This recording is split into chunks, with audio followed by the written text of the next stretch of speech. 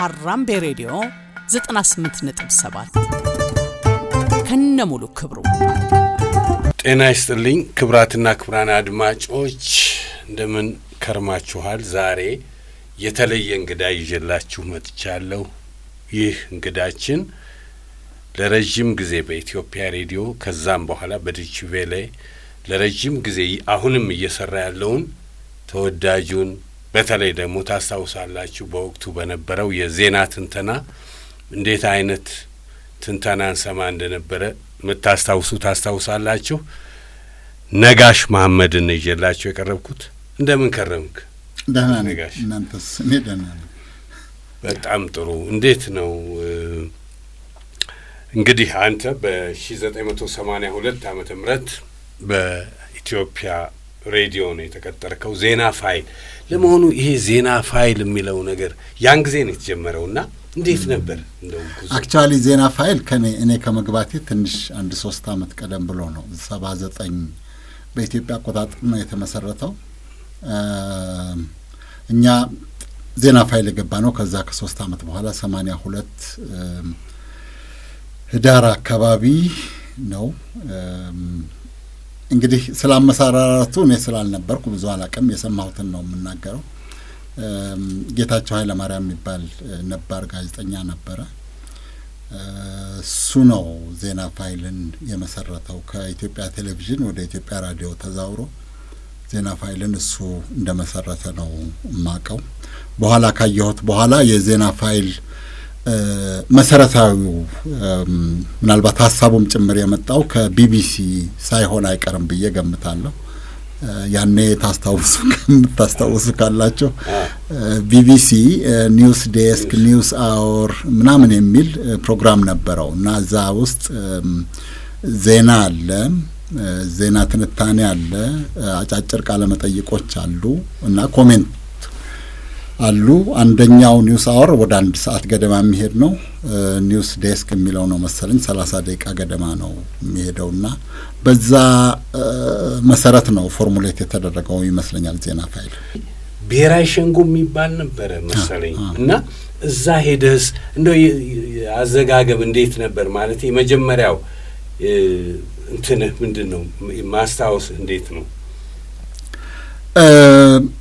እንግዲህ የደርግ ጊዜ ነው። በደርግ ጊዜ ከዩኒቨርሲቲ ትመረቃለህ።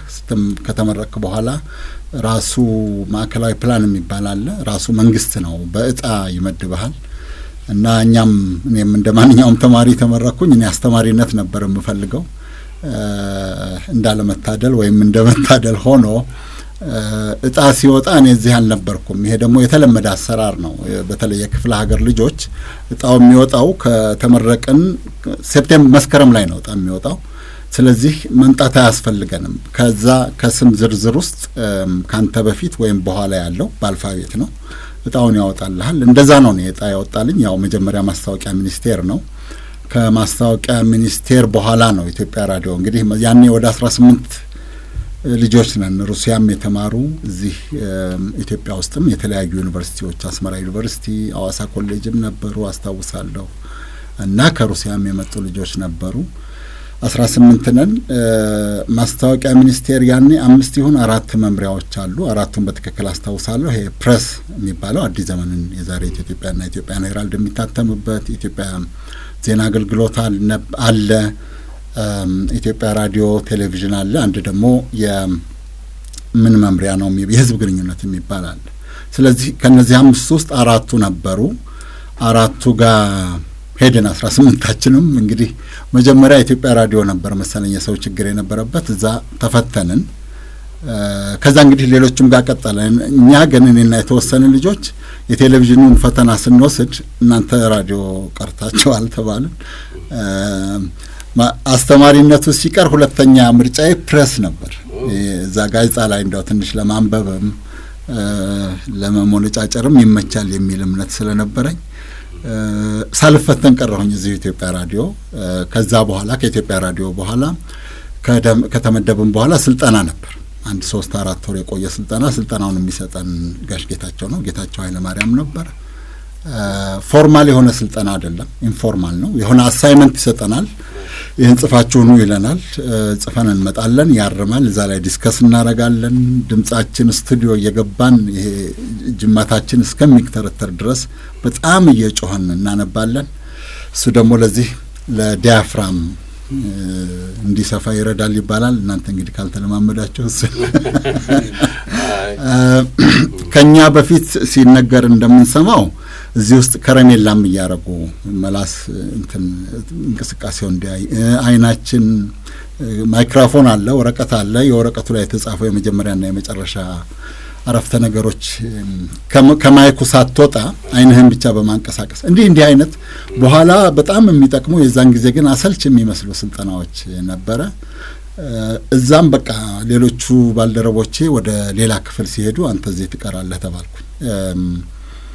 ለልምምድ እንወጣ ነበር ሲኒየሮቻችንን ተከትለን እየተመደብን እና መጀመሪያ የወጣሁት አይ ቲንክ ደብረ ዘይት መሰለኝ ጓድ ሊቀመንበር ያኔ ከመፈንቅለ መንግስት በኋላ አየር ኃይል እንዳይረዝምባችሁ አየር ኃይል ለረጅም ጊዜ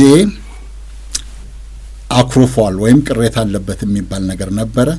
ስለዚህ ያንን ካስተካከሉ አዳዲስ ነገር ሰዎች ከተሾሙ በኋላ ይመስለኛል በምረቃ ሰበብ እዛ ሄድኩኝ።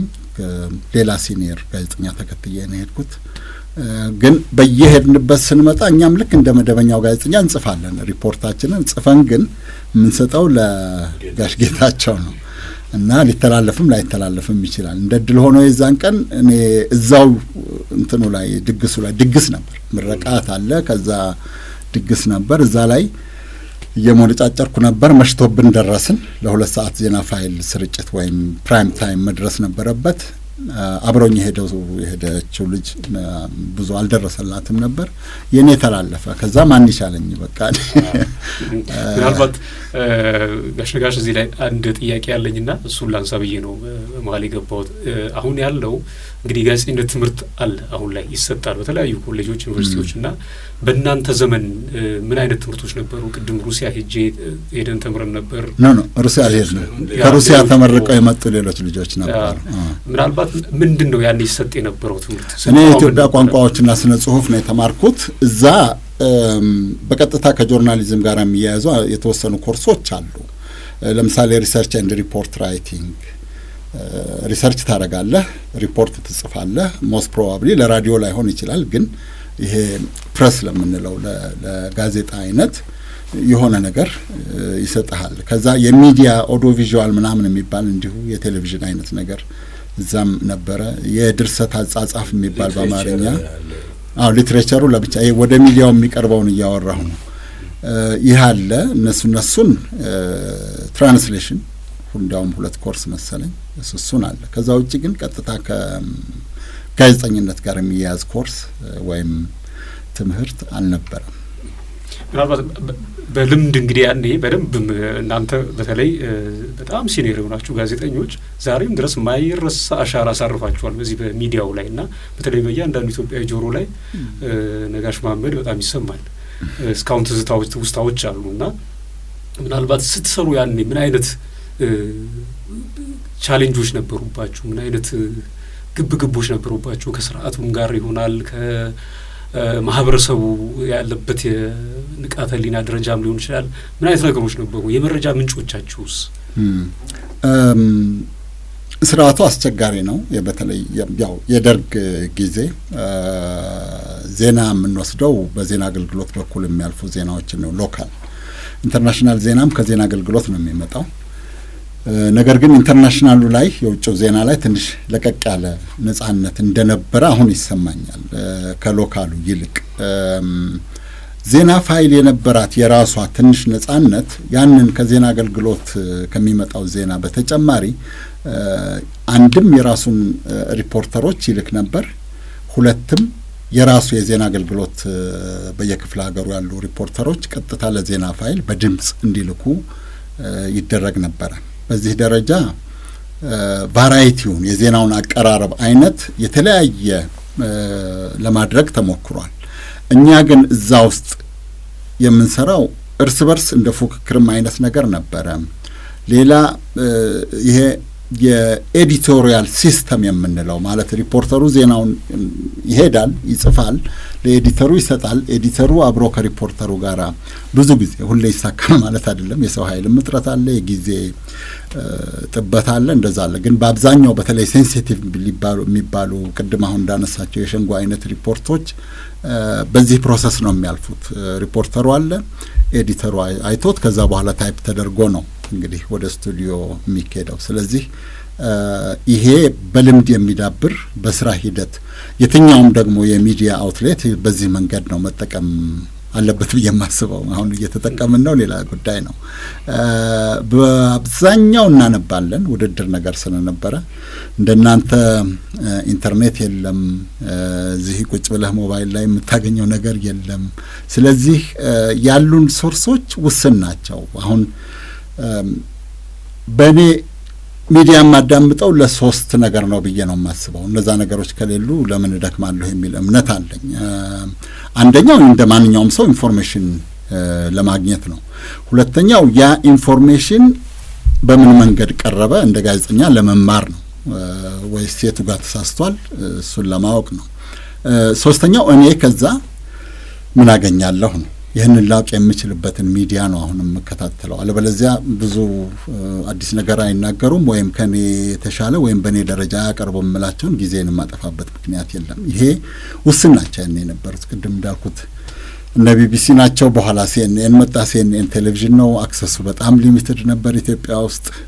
ከዛ ውጪ ጋዜጦች እነ ኒውስ ዊክ፣ ታይምስ ምናምን የሚባሉ በጣም ብርቅ ነበሩ። አየር መንገድ የሆነ ሀገር ደርሶ የሚመጣ ሰው ካለ ለምነህ እንግዲህ የሳምንት ወር የቆየውን መጽሔት ለማግኘት ማለት ነው ተለማምጠህ አንዳንዴ ትንሽ ኪራይም ነገር ከፍለህ ነው የምታነባው።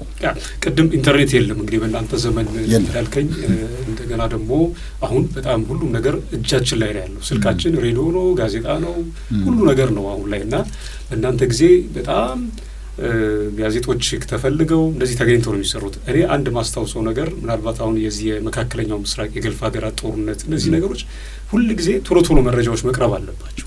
ያኔ ደግሞ እናንተ በጣም ስትሰሩበት የነበረ ዘገባዎቻችሁ በጣም ብዙ ጆሮ ውስጥ የቀረው ነው እና እንዴት ነው እንደዛ የተሳኩላችሁ? ሁሌ ጥያቄ ስለሚሆንብኝ ነው።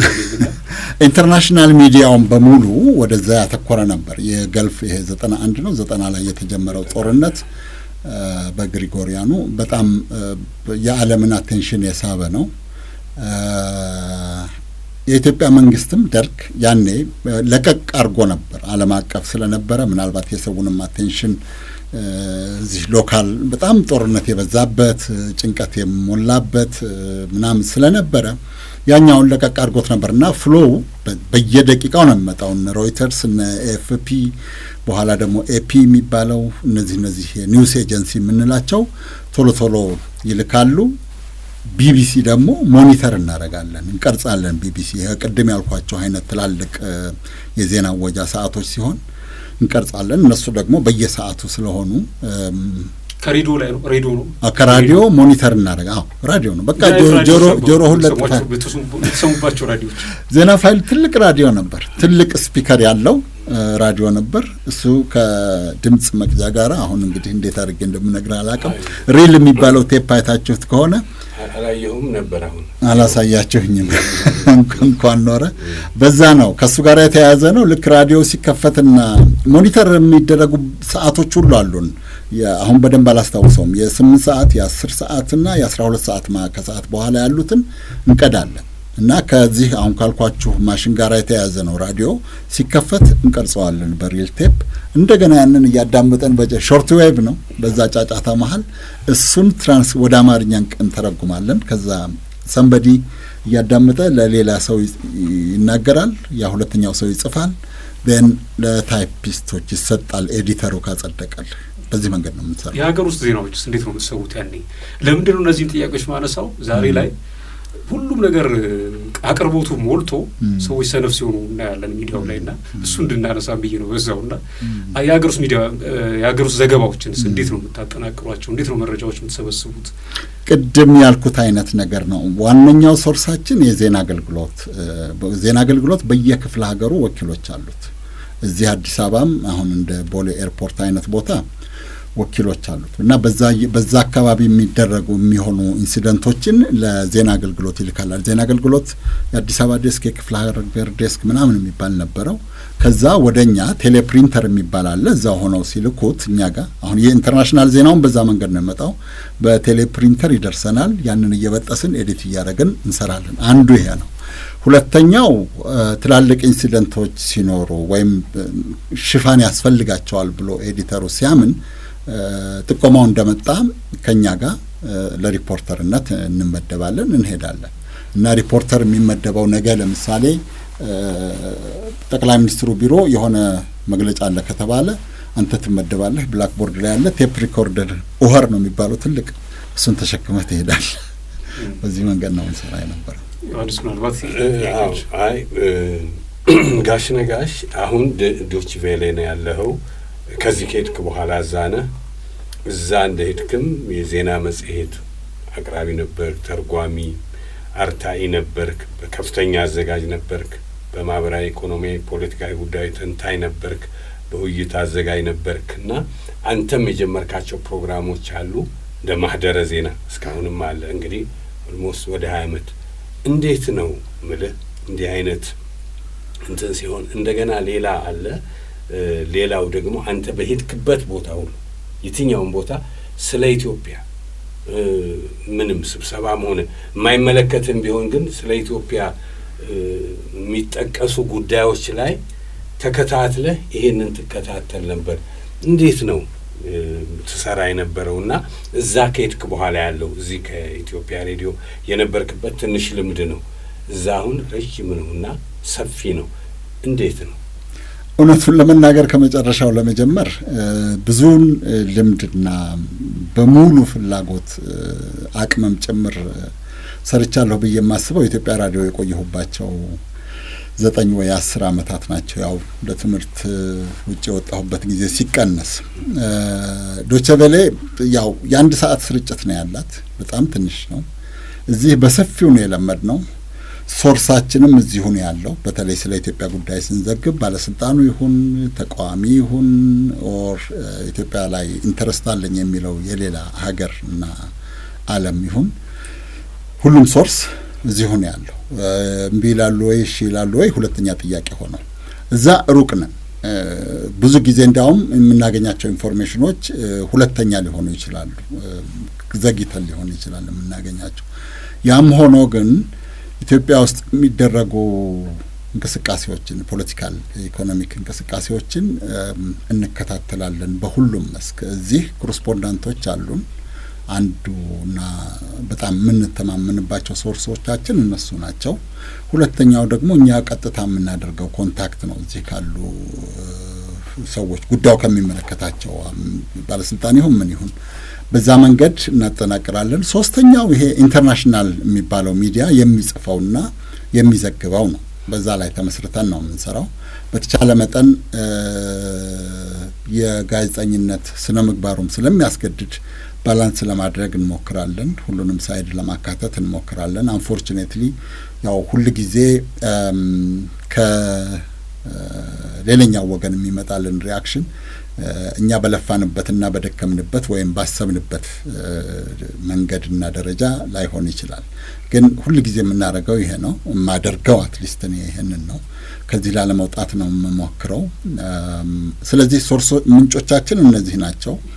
ዓለም አቀፍ ጉዳዮች ሲሆኑ ያው በጣም ብዙ ምንጮች አሉ። የራሱ የዶቼ ቬለ የተለያዩ ሴንትራል የሆኑ ማለት አሁን በጀርመንኛና በእንግሊዘኛ ሁለቱ ትላልቅ የቋንቋ ማሰራጫ እንትኖች ናቸው፣ ክፍሎች ናቸው። ከነሱ የምናገኛቸው ብዙ እንትኖች አሉ፣ መረጃዎች አሉ።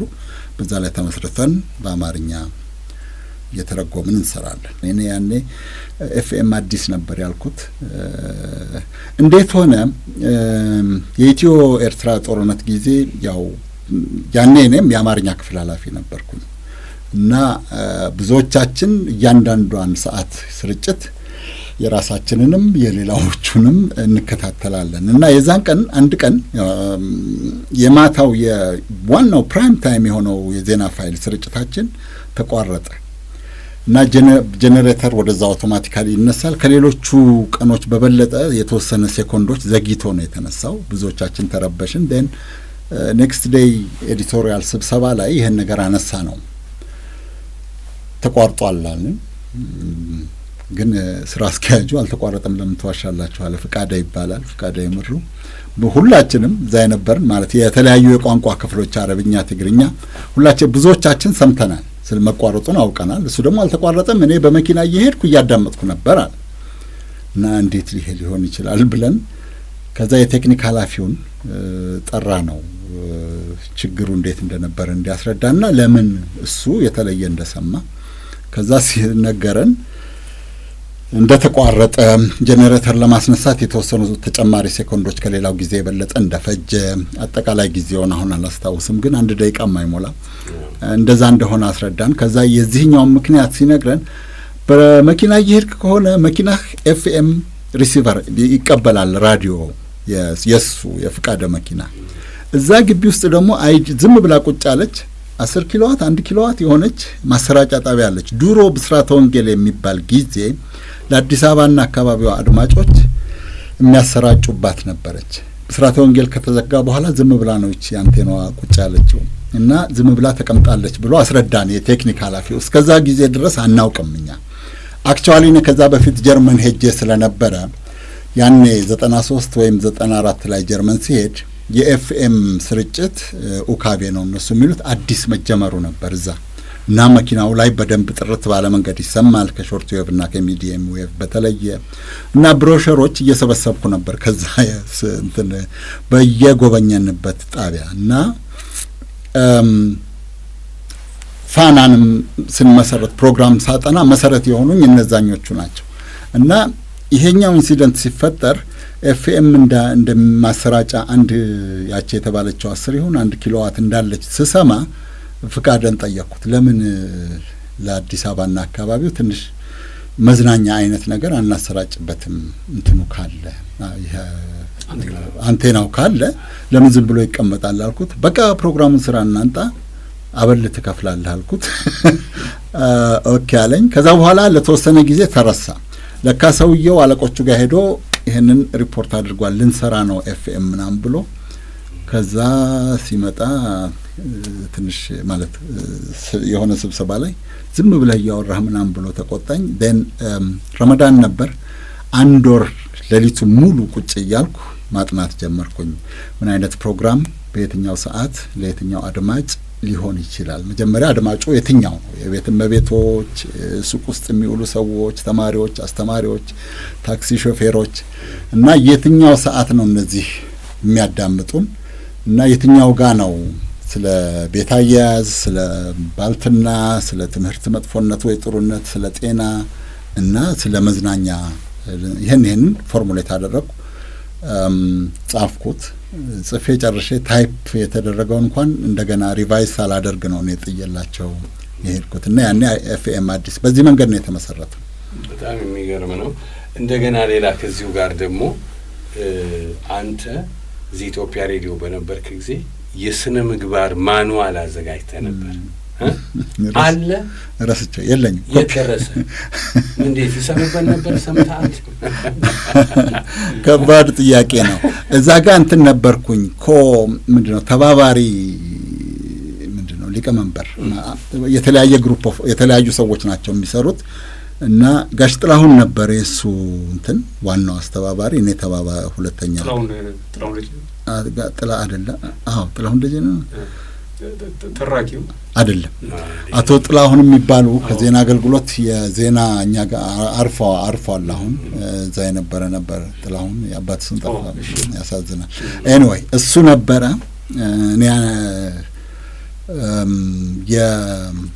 የዜናና መዋለ ዜናውን ፓርት ነው እኔ ሙሉ በሙሉ የሰራሁት። ሌላውን ኤዲት ማድረግ ነው። ያኔ ማኑዋል ይሰራል ተብሎ የሚገርም ነው። ለሱም አሁንም እንደገና ለሁለተኛ ጊዜ ጀርመን ሲሄድ ለሱ ማኑዋል የሚሆን ማቴሪያል ፍለጋ ብዙ ደክም ያለው ቴሌቪዥኖች ያኔ የሲኤንኤንን ወደዚህ ወደዛ አሉና ተሳካላቸው፣ ግን በኋላ ሪጀክት ተደረገ ነው የሚባለው።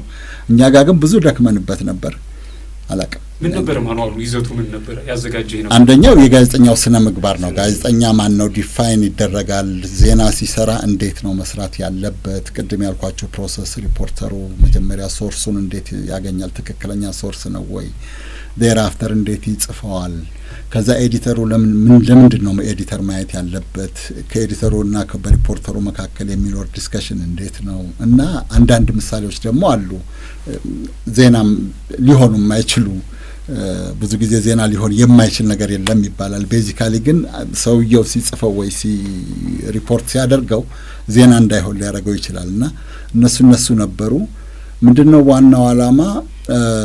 ጋዜጠኛው ያንን አንብቦ ኃላፊነቱንም እንዲህ በትክክል ግዴታውንም ምንድነው ስሙ በትክክል እንዲረዳ መብቱንም ግዴታውንም እንዲረዳ ነው ሙያን በተመለከተ ነበረ። እና እኔ አሁን ያን የሰራሁት እንዳልኩት ሁለቱን ነው፣ የዜናና መዋለ ዜናን ነበር፣ ፓርቱን ነበር። ሀራምቤ ሬዲዮ 98.7 ከነሙሉ ክብሩ